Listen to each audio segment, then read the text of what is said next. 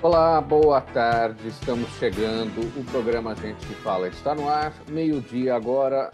Eu sou o Mauro Friesman. Nossa audiência nos acompanha pela Rádio Trianon AM 740 de São Paulo, pela Rádio Universal AM 810 de Santos. Pessoal, hoje é quinta-feira, edição do Gente do MPD que Fala, parceria nossa com o Movimento do Ministério Público Democrático e também o apoio da Câmara Brasileira de Diagnóstico Laboratorial, a CBDL. Vamos colocar nosso time em campo para análise e debate dos assuntos de hoje. Primeiramente, a biomédica e imunologista, a doutora Lúcia Awad. Ela é PhD em doenças infecciosas e pesquisadora associada à Universidade de São Paulo e à Universidade Federal de São Paulo. Tudo bem, doutora Lúcia? Tudo bem, Mauro. Boa tarde a todos os ouvintes. É um prazer estar aqui com vocês. Boa tarde a todos os colegas, Daniel, Rosa, o Roberto. Será, com certeza, uma discussão muito importante aqui. O ministro do Supremo Tribunal Federal, Alexandre de Moraes, autorizou o compartilhamento das provas dos inquéritos das fake news e dos atos com pautas antidemocráticas. Com a decisão, novos elementos entram na investigação sobre a suposta participação do presidente Jair Bolsonaro em uma rede de disparo de informações falsas na eleição de 2018. O Tribunal Superior Eleitoral investiga o suposto financiamento desse esquema por parte de empresários por meio do Caixa 2. O ministro Alexandre de Moraes abriu um novo inquérito sobre a suposta organização criminosa após a Procuradoria-Geral da República pedir o arquivamento do inquérito sobre os atos com pautas antidemocráticas. Doutora Lúcia, o seu olhar sobre esse confronto entre as instituições, que, no final das contas, é um confronto com a sociedade brasileira, né? As instituições nos pertencem, né? É um desrespeito à própria sociedade por parte de alguns integrantes. Sem sombra de dúvida, né, Mauro? Os colegas Roberto, a Rosa, o Daniel colocaram bem as questões técnicas, mas está ocorrendo um descrédito, uma descredibilidade total das nossas instituições. Estamos passando por um momento político bastante conturbado, né? Sempre visando questões pessoais, né? Da onde as pessoas podem tirar proveito. E é muito triste a gente assistir esse cenário político diante de uma pandemia, como nós estamos atravessando agora, sendo que os olhares deveriam estar voltados para o controle da pandemia e para o esquema de vacinação, né?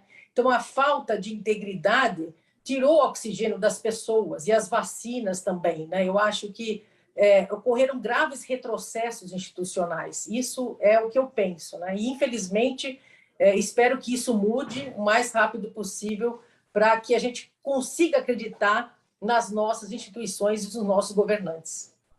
As dificuldades do momento político fizeram o presidente Jair Bolsonaro recuar das ameaças disparadas na semana passada e adotar um figurino definido por ele próprio, figurino de Jairzinho Paz e Amor. Segundo interlocutores, o tom mais moderado do presidente ao conversar com jornalistas se deve a dois fatores: o aumento da pressão de aliados diante de pesquisas eleitorais e a necessidade de melhorar o ambiente com o Senado Federal, pelo menos durante a análise da indicação de André Mendonça para o Supremo. Procurador Liviano. Doutora Lúcia, seu olhar? Seu microfone fechado, doutora Lúcia Watts. Eu acho que nessas escolhas o caráter técnico tem que ser levado em consideração, né? Nós já pecamos muito, né? Enfim, o governo atual pecou muito, né? Na nomeação, principalmente na área da saúde, que é a minha área, de pessoas pouco qualificadas para poder estar direcionando a pandemia no país. Então, eu acho que nós temos que aguardar e que o Senado possa aí nos trazer informações a respeito desse andamento. Nosso próximo tema agora. O ministro da Saúde de Israel começou a oferecer uma terceira dose da vacina da Pfizer para imunocomprometidos, com o intuito de reforçar a proteção para idosos e também os mais vulneráveis. E essa decisão ocorre no momento em que Israel registra um aumento no número de novos casos, impulsionado pela prevalência da variante Delta. A introdução de doses de reforço gerou resistência da Organização Mundial da Saúde, que diz que o foco deve permanecer em dar as primeiras doses aos mais vulneráveis do mundo. Doutora Lúcia, o seu olhar sobre essa medida de Israel, nós tínhamos lá no mês passado, e do mês passado para cá, né, o número de casos saltou de um dígito para mais de 400 por dia. O efeito disso, de uma terceira dose, é o quê? É criar mais anticorpos para as pessoas? Como é que funciona isso? Mauro, nós infelizmente ainda não estamos no controle da pandemia no Brasil e no mundo, né? Até por conta da presença dessa variante Delta. E temos aí o exemplo do estado de Israel, né? Que foi um dos primeiros países do mundo a lançar uma ampla campanha de vacinação, né? Em meados de dezembro, e fez acordos aí com a Pfizer para conseguir vacinar toda a população em tempo recorde. Mas o que está se observando lá é o aumento do número de casos, né? E mesmo nas pessoas que já receberam a vacina. Então, por conta disso, e até a gente entender que essa vacinação ela tem um tempo de proteção limitado, a gente sabe que as vacinas elas não protegem 100%. E essa proteção ela também não é de longa duração. Por conta disso, Israel entendeu ser necessário, face a esse aumento de número de casos, até por conta da variante Delta, aplicar a terceira dose.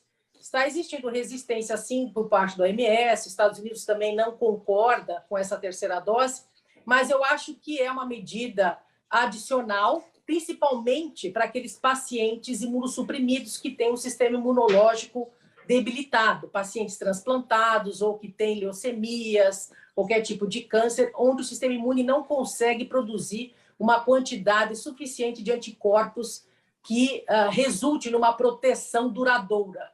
Então, nesses pacientes, nesses grupos de pessoas imunossuprimidas, Israel entendeu ser necessário dar essa terceira dose. Eu acho que isso vai acabar acontecendo se não tivermos o controle dessa variante Delta. E a gente está observando também, Mauro, e ouvintes, que essa variante está ocasionando aumento de número de casos na França, em Londres e alguns países da Europa. E ela já está aqui no Brasil. Então, ainda temos que continuar fazendo uso de máscara, álcool gel, mantendo o distanciamento social, mesmo recebendo as vacinas.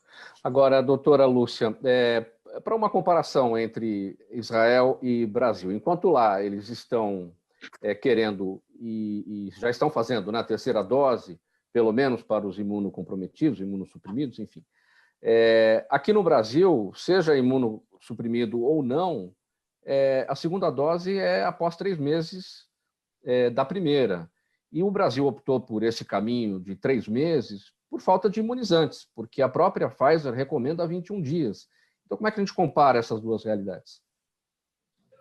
Sim, veja bem, estudos já mostram que com 3 meses você garante uma imunização protetora, mesmo com esse intervalo maior da vacina, né? Estudos mostram claramente que protege. Como o Brasil estava com falta de insumos e falta de doses de vacina, optou-se, então, por esse período maior de doses, né? Mas a gente ainda está numa realidade muito longe de dar a terceira dose, porque nós não estamos conseguindo nem dar a segunda. A primeira, a gente ainda está alcançando níveis satisfatórios, né? Mas terceira dose está muito distante da nossa realidade. Mas a gente tem que observar os movimentos em outros países para a gente poder se organizar e fazer um planejamento para a aquisição de mais doses, se necessária, for realmente essa terceira dose lá na frente, principalmente para esses grupos de pacientes imunossuprimidos. A realidade brasileira é preocupante. Muita gente sequer tomou a segunda porque não voltou para tomar a segunda dose. Então, imagine se começarem a falar, vamos ter as terceiras doses de todas as vacinas. Aí não vai ter mesmo imunizante para todo mundo, né? Essa é a grande preocupação. É um grande desafio, né, Mauro? E eu acho importante também, até aproveitando aqui o canal, que as pessoas continuem usando máscara, mantendo o distanciamento social. A gente vê o número de casos caindo, o número de óbitos também, mas isso não significa que a situação esteja sob controle, né? Eu acho que a gente ainda está num momento muito importante da pandemia no Brasil. Mesmo as pessoas que receberam as vacinas têm que continuar usando máscara. E a gente observa que em alguns países, Estados Unidos e Europa, o pessoal não está usando mais máscara. Mas essa variante Delta, que está presente, principalmente na Europa, que veio da Índia, ela é altamente transmissível. Então, existe a real necessidade ainda de adotarmos essas medidas para que a gente tenha um controle melhor da pandemia. Duas notícias chamaram a atenção no último final de semana: os xingamentos de Lisiane Gutierrez contra policiais que interditaram sua festa clandestina nos Jardins, aqui em São Paulo. Também os vídeos de Pamela Holanda sendo espancada pelo ex-marido, o DJ Ives. Ambas causaram comoção e clamor por justiça. E em sua coluna no jornal O Globo, a escritora e jornalista Ana Paula Lisboa diz que as semelhanças não param por aí. Para ela, para a jornalista Ana Paula Lisboa, o Brasil não é a comoção e os pedidos de justiça. O Brasil é o homem que bate, a classe média alta que xinga a polícia, o que entende os policiais como seus empregados, seus capatazes para afastar os pobres e favelados. Doutora Lúcia, sobre os próprios levantamentos aqui da doutora Rosa, né? Quais seriam as causas, né? Esses números todos? A violência doméstica aumentou, sim. Muitas mulheres passaram a denunciar, sim. Então, tudo isso traz esses números à tona. É um machismo que está aí em todos os cantos, enfim. Esse é o primeiro ponto, em relação à violência contra a mulher. Em relação ao segundo ponto, que festa clandestina durante a pandemia, é lamentável, né? O tempo todo a gente vê, praticamente todos os dias, abre o jornal, tem lá uma festa clandestina que é descoberta ali no meio da madrugada, né? Sem sombra de dúvida, é um tema muito importante essa questão da violência doméstica, principalmente agora, nesses períodos da pandemia, com a falta de emprego, falta de projeção na sua carreira, né? Enfim, muitas pessoas desempregadas. Então, a violência doméstica cresceu muito, né? Desde o início da pandemia. E eu acho que é falta de perspectiva, falta de, né? Enfim, educação. Eu acho que essas fake news que a gente vê a todo instante, em todos os lugares, né? O acesso a essas informações errôneas, essa questão que a Rosa colocou, né, da educação na escola para as crianças, o respeito, né, com o próximo, até religião também deve ser introduzida nas escolas para ensinar o certo, o errado, o que deve ser feito, o respeito ao próximo. Então, eu acho que é uma situação muito crítica e que merece atenção, né? E em relação a esse segundo ponto que você colocou, das festas clandestinas, a gente observa um descaso total, principalmente com os jovens, em relação à Covid-19, né? Os jovens acham que nada acontece com eles, até agora ninguém pegou, e por isso vamos às festas, não precisamos usar máscara. Só que a gente está observando uma mudança na faixa etária das pessoas que vêm sendo hospitalizadas, né? São pessoas mais jovens, né? E às vezes jovens mesmo, adolescentes, entubados, e as pessoas precisam saber disso, né? Então a situação ainda não está sob controle, e eu acho que deve haver uma fiscalização maior nesses locais de aglomerações, né? Principalmente na madrugada, à noite, nos finais de semana, onde os jovens se encontram, para justamente coibir esse tipo de festa, né? de aglomerações. Se a gente não tiver esse tipo de ação junto com a polícia, né? E com o governo atuante, com ações integradas no combate à Covid-19, vai ser muito difícil a gente ter o controle da pandemia, né? Nós temos que testar mais, temos que vacinar mais, temos que ter esse rigor em relação à presença das variantes aqui no Brasil e ter o controle de quem está infectado e quem não está, né? Justamente para poder isolar as pessoas que estão infectadas, né? E poder, enfim, ter um controle maior de transmissão. E a gente sabe que essa variante Delta ela é perigosa, ela é altamente transmissível. Então, agora não é momento de nos aglomerarmos, né? Existem aí planejamento de reabertura de comércios que já, enfim, já abriram, né? Mas na sua totalidade, a volta dos eventos presenciais. Eu acho que todo esse tipo de planejamento deve ser feito com muito critério e com muito rigor, É possível se fazer eventos presenciais? Sim, é possível, desde que sejam testadas todas as pessoas, que seja feito o controle das pessoas que foram vacinadas, para que elas consigam, né, enfim, ter participação nesses eventos fechados. Porque o que nos preocupa são os locais fechados, que os locais abertos, né, festas em locais abertos também é perigoso, porque tem aglomeração, mas nem tanto quanto em locais fechados, onde não há circulação do ar e a transmissão do vírus ela ocorre muito mais rapidamente. Então, esse tipo de planejamento para a volta de eventos presenciais, para a volta às aulas presenciais, deve ser feito com muito rigor e com pessoas competentes.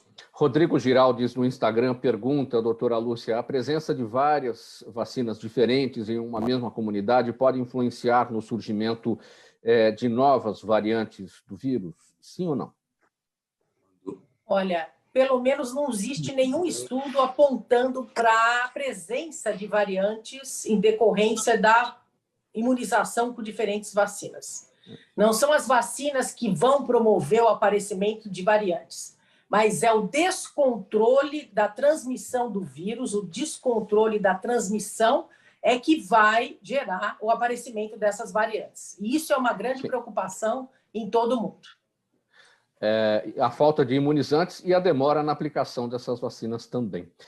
Muito bem, termina aqui essa edição de hoje do programa Gente que Fala, edição de quinta-feira, gente do MPD que Fala, parceria nossa com o Movimento do Ministério Público Democrático e o apoio da Câmara Brasileira de Diagnóstico Laboratorial. Obrigado pela audiência, minha gente. Até amanhã, faltando 1 minuto para 1. Tchau.